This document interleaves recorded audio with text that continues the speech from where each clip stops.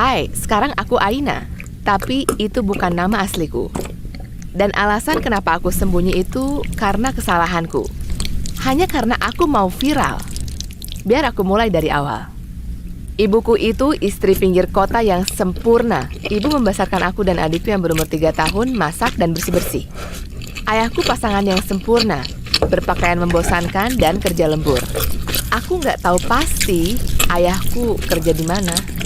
Pas presentasi sekolah dan ke teman-temanku, dia memperkenalkan diri sebagai pegawai pemerintah biasa. Aku tanya ibuku beberapa kali, apa dia kriminal? Tapi ibu selalu jawab, ibu nggak bisa bilang iya atau enggak. Aku ngerti kalau ibu ngerjain aku, tapi aku beneran bertanya-tanya. Pernah, waktu ibuku lagi pergi ngunjungin nenekku, aku sakit dan nggak bisa ke sekolah. Jadi ayahku harus di rumah sama aku. Aku nggak dengar bel, tapi ada orang di pintu belakang ngomong sama ayah. Aku menyelinap keluar kamar untuk ambil air. Aku tahu harusnya aku nggak boleh nguping, tapi aku nggak tahan dan aku dengar pria menyebut ayahku dengan nama lain. Sejak hari itu, aku merasa ayahku kayak orang asing yang menghipnotis ibuku. Waktu aku umur 16, ayah dipromosi. Jadi apa? Aku juga nggak tahu. Tapi kami pindah ke rumah baru yang megah. Aku sedih harus ninggalin perumahanku karena semua temanku ada di sana termasuk Om Greg. Dia bukan omku beneran, tapi dia teman dekat keluarga dan punya toko di mana aku dan teman-temanku suka main bareng. Dia juga sering ngunjungin kami untuk bantu ibuku waktu adikku baru lahir. Dia juga sering bantu aku ngerjain PR. Tapi sekarang kami di sini, pindah komunitas dan merencanakan liburan ke luar negeri. Hal yang nggak pernah kami lakukan sejak aku kecil. Kami ke Maroko, tempat kelahiran ayahnya ayahku. Aku pikir kita bakal minum koktail di pantai yang indah, tapi di bagian pertama dari liburan, kami malah ngunjungin kota-kota yang agak kecil dan kumuh.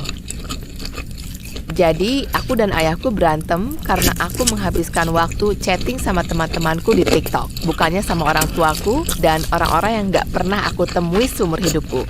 Aku nggak terima dimarahin di depan orang asing yang lagi berbaring, walaupun aku nggak yakin mereka ngerti apa yang aku bilang. Jadi, aku teriak sekencang-kencangnya. Ayah nggak ngabisin waktu sedikit pun sama aku sejak aku kecil. Jadi ayah berharap apa?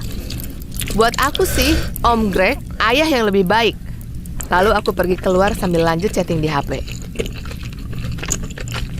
Besok paginya, ayahku ngebangunin aku dan mengajakku jalan berdua saja ke kota besar di dekat kota kami untuk menghabiskan seharian di kolam renang. Di perjalanan, ayah melihat ke kejauhan sambil nyetir dan matanya mulai berkaca-kaca. Kayak yang kamu lihat, beberapa generasi hidup di bawah satu atap. Ayah tinggal sama orang tua dan kakak ayah di kamar kecil sampai lulus. Ayah nggak pernah punya privasi atau komoditas. Jadi waktu ibumu bilang, kami diberkati denganmu, ayah janji untuk berusaha bikin hidup yang lebih baik buat kamu. Ayah lanjut cerita tentang beratnya mendedikasikan waktu untuk kerja dan meninggalkan momen bersama kami. Tapi sekarang, dia udah mencapai level di mana dia bisa menghabiskan waktu sama kita. Dan itu yang bakal dia lakukan seterusnya. Susah untuk nggak nangis, tapi aku tahan diri. Ngelihat HP bakal membantu, tapi karena buru-buru, aku lupa bawa.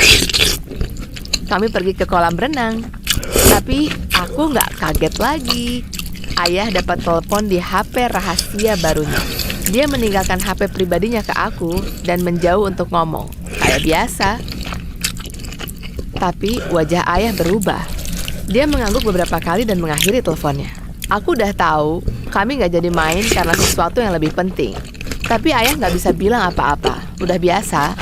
Ayah minta maaf beberapa kali dan bilang kalau ini bakal bentar banget. Aku mau ngamuk kalau ini kelamaan. Tapi nantinya aku berubah pikiran. Tempat yang kami datangi itu dihiasi dengan indah dan kami disambut oleh pelayan. Ayahku ada di daftar tamu. Waktu kami masuk, Aku sadar kalau ini kawinan. Dan bukan kawinan biasa, tapi artis pada berkeliaran di sana. Ayah bilang dia harus ketemu orang, jadi aku harus cari kesibukan sendiri. Itulah kenapa dia ninggalin HP-nya padaku, dan aku bisa main game. Waktu ayah ngomong, aku sibuk lihat-lihat dan mengangguk. Waktu ayah pergi, aku langsung download TikTok di HP-nya, dan aku siap merekam materi mantap untuk profilku. Lalu aku lihat pengantin prianya, kulitnya hitam dan dia orang paling seksi yang pernah ada. Aku tercengang, tapi aku kumpulin nyawaku dan mulai rekam acara dansanya.